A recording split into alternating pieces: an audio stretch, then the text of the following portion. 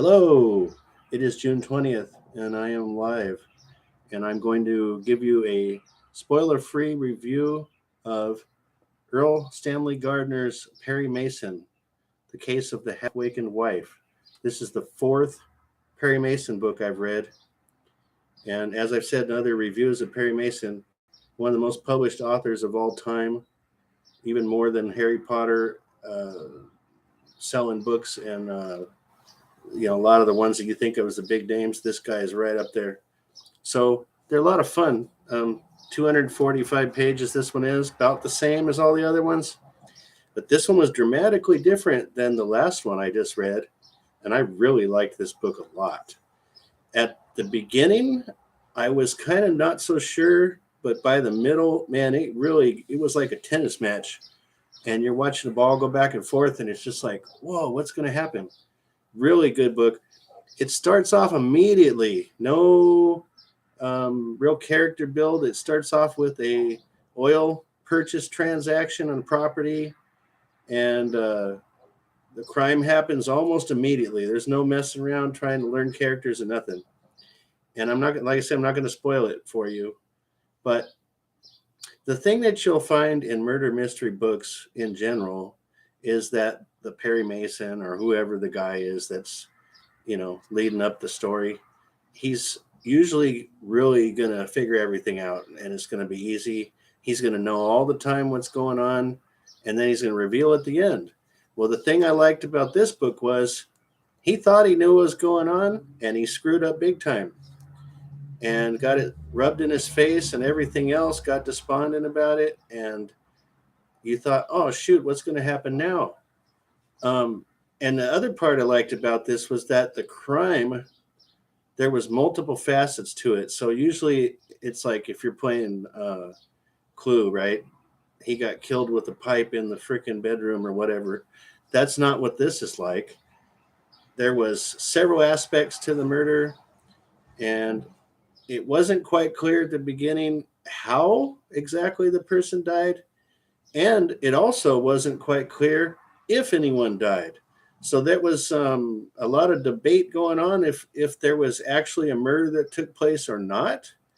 And I'm not going to tell you what the result was. You'll have to read it to figure out, or go back and find it on TV version Perry Mason if it's the same as the book. I'm not real sure. But yeah, by the time, well, another aspect I liked about it is a lot of times the female clients of the attorney or the investigator, they'll be lying, and eventually, they'll be caught in their lie, and it will get straightened out before the end. And this one, it rolled out different than that. And it was kind of surprising how far it got in before this thing really got wrapped up.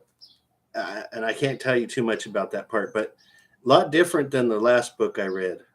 The last book I read involved a lot of special instruments that were used as evidence. This one got into ballistics, which was kind of cool. And there was a facet to the ballistics part of it that I'd never thought of before. And I don't know if I should give you that piece or not, but anyway, I'll say it this way. When a gun fires a bullet, you typically think, okay, the marks on the bullet define the reality of what gun it was fired from. And that turns out in this book to not be always true. And I never thought of that before. And I'm not going to tell you the manner in which that was how it was taking place, how that was not what it was, but it was pretty intricate. And I don't know if it's realistic or not. If you were like a gun person, you might know if what they wrote about in this is accurate or true, but it does cite some sources in the basis of the writing of that theory. And I don't know if those sources are real books or if they're fictional books that they just used as an anchor. But either way, it was super interesting. It was an interesting idea. And I just liked in general how it was so different than the last Perry Mason book I've read. So I've liked all four of them. I'm going to keep going down the path. And I'm also going to start reading the James Bond movies or books because there's not nearly as many of them. There's a whole mess of these Perry Mason books. So this is going to take a lifetime. If I'm lucky enough to get through them, that would be really awesome. But I'm sure I can get through the James Bond books. I've got two sitting up there, and I'm going to start and I'm read them in the order that they were written.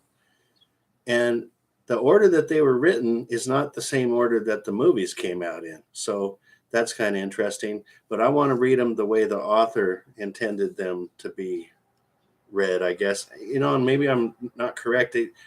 He might not have intended them to be in a certain order, but they were nonetheless. So I'm going to read in the publication order that it came out. And probably the next review I'll be doing will be one of those books because I'm in the middle of a Stephen King book, and I always use Facebook to summarize those because a lot of them are multiple short stories and not probably worthy of well, maybe they're worthy, but there's so many people that review Stephen King books that I don't want to be one of them most of the time unless it's epic piece of work. But these Perry Mason books, not many people are reading them anymore. So I like to represent them and show them as a really fun avenue for someone who likes to read because I really like these books. So Perry Mason, The Case of the Half-Wakened Wife, great book, all four great books. So hopefully, all of his books are great and I can keep going down the road for quite a while. All right, that's it. Bye.